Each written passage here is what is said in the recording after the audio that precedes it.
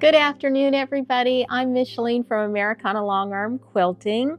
We do custom quilting and long arming, and you can find a link to our website in the description below. You're also going to find in that description below a PDF pattern to help you make this quilt, which is so easy. You are going to love this one. Here it is. This is the block. So you can see it's going to have some partial seams in it, and it also has some squiggly lines. Now, that might seem intimidating. Don't let it be. This is going to be really easy. First of all, this kind of basket weave pattern, when it was inspired by a friend of mine named Elizabeth, she makes baskets. And I thought, oh, wouldn't it be neat to do some kind of basket weave pattern inspired by her? And then I thought, I want a vine, because that's what she makes the baskets out of. I want a vine running through my basket weave quilt. And that's where this little detail has come into effect. Now, it's really, really simple. First of all, I've got a gorgeous selection of greens and blues. If you'll notice, all my blues are running in one direction and all my greens are running in one direction. And I just went through my scraps and picked as many as I could find. I think I've got a gorgeous selection. I needed a brown for the center, so I've got a bunch of browns cut. And then I need the vine.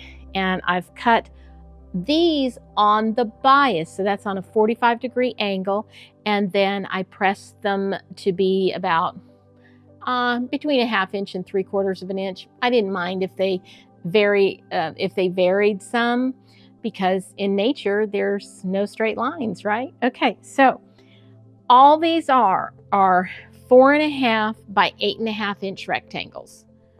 You just cut a bunch of them. That's it. That's your one cut for the big pieces.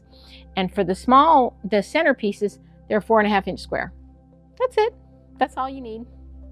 And now I'm going to show you how to put it together. All right, this is going to be fun. All right, let me show you how to make some bias strips. Now you can see that I've already been working with this piece of fabric, but that's okay. All right, so I've got my 45-degree mark on my ruler lined up on this straight line that I've cut on the piece of fabric. Okay, now I'm going to take my rotary cutter, and obviously my ruler doesn't go all the way here, and that's okay. I'm just going to go like this. I'm going to kind of scooch that out of the way so I can see where my line is, move my ruler, and finish this cut. Okay, now I'm going to move this kind of out of the way, and obviously I'm working with kind of a smaller piece here, and that's okay. I had already made some bias strip. Now all I have to do is come over here and put the fabric on the inch. Oh, I'm going to start up here. Put the fabric on the 1.5 inch line of my ruler, and I've got to come up a little bit more to get that started. There we go. And I'm going to go bring it down here to as far as I can go. Now I'm going to leave my rotary cutter where it's sitting, because that's going to help anchor my ruler as I push it down.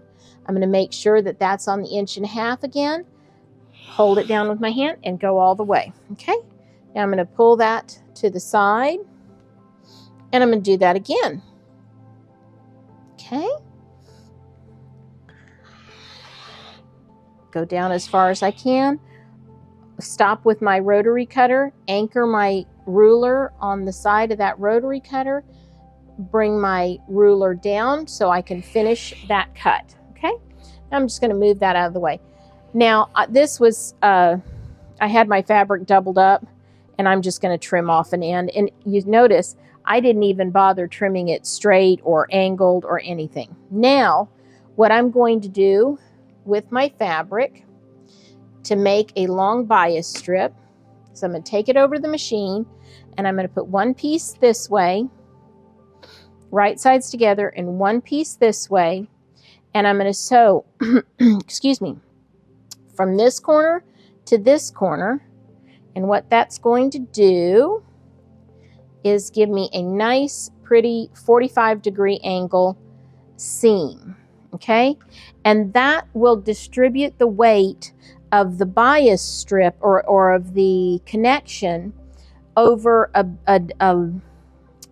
more angled area than if you just do your seams like this, okay? Now, let's take this over to the ironing board. Well, first I'm going to sew this, and then I'll meet you at the ironing board and show you how to fold this up into a nice, pretty piece that we can applicate on to our blocks. All right, so I've got my piece of fabric all sewn together. I've pressed all my seams open, nice and flat.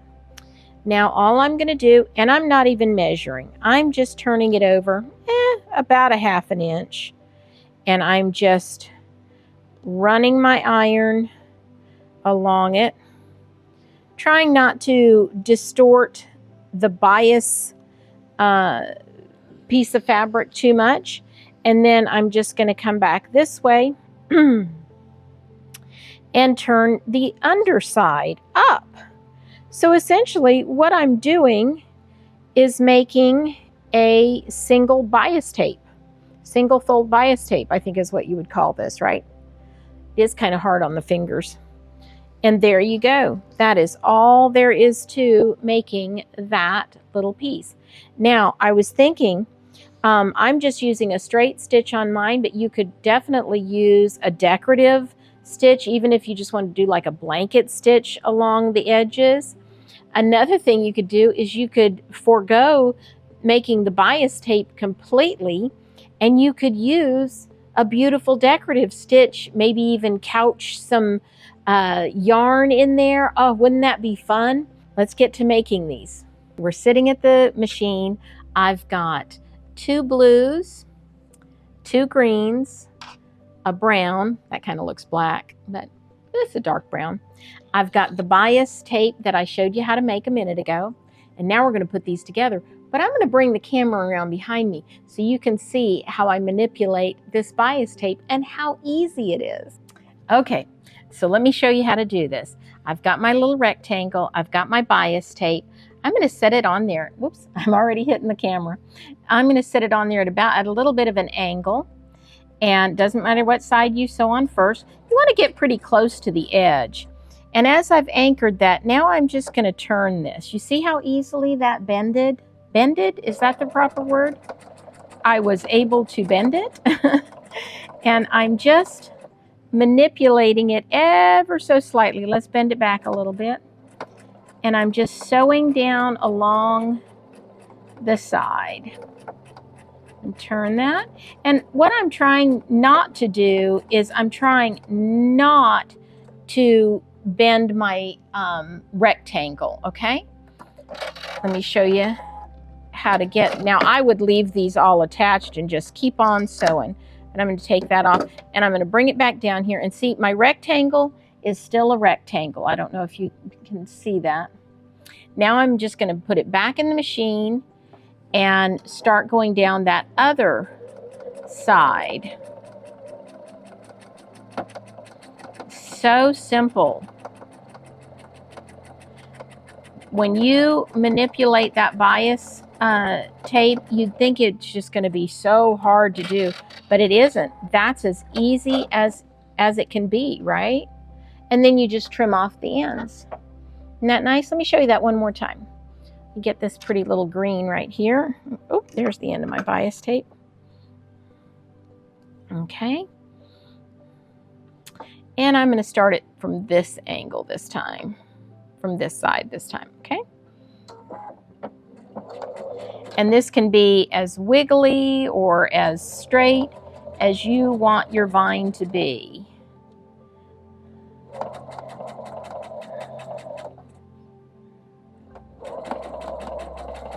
This one's just going to have a big old smile in it. Okay. Now what I would do is take the next piece of fabric that I need and just start it there. Hi, Ranger. No, Ranger. Ranger had to get involved in that. Let me set you back up there. Okay. No, you guys go on. Oh, Lord. Okay. And here we go.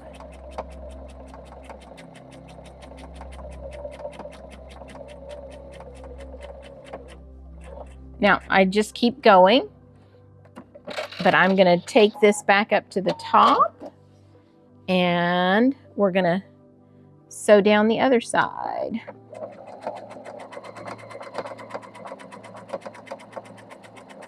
Nothing to it.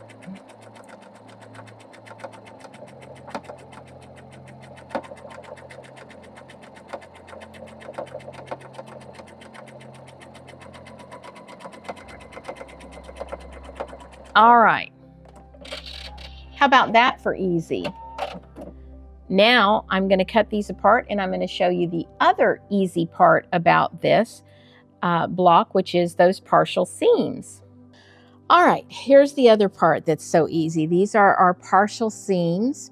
I always lay them out in the same way. I put the blue at the top and at the bottom and horizontally, and then I put the greens on the left and right vertically with the little my little brown piece in the middle. And I'm going to start with the green, okay?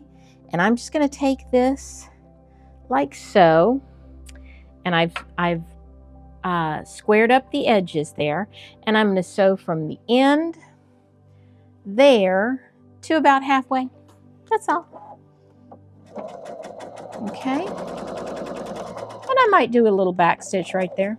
That's it. Okay. I'm done with that seam for right now. Get that off of there. Put him back there. Now, I'm going to press, just finger press that ever so slightly towards the dark. Why not? Towards the dark. Now, I'm going to take this piece. I'll put it back here where it belongs, okay? Now I'm going to take this piece and sew it onto this, because now I can sew it the entire length. Okay. Make sure I line everything up really pretty. Okay. Knocked my leader off there, didn't I? There we go. There it is. Okay. And now let's see, which way do I want to go? Let's press it towards the blue. Okay. And we'll put him back. Voila. Now we're going to put this one on it. Okay. Super simple.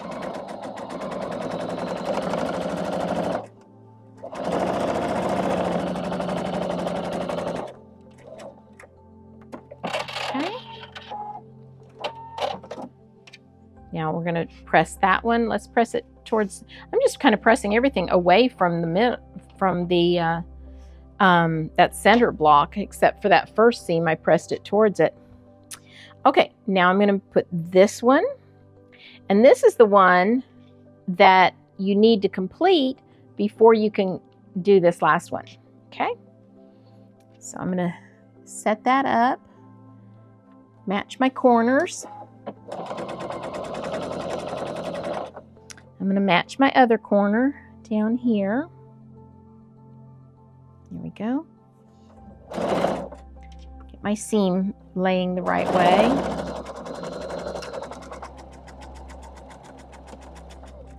Okay.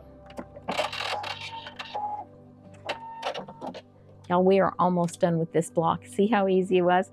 I'm going to finger press it again away from the center. There we go. And now all I'm going to do is turn this piece over that I did the partial seam on. You can see there's where I stopped, right there.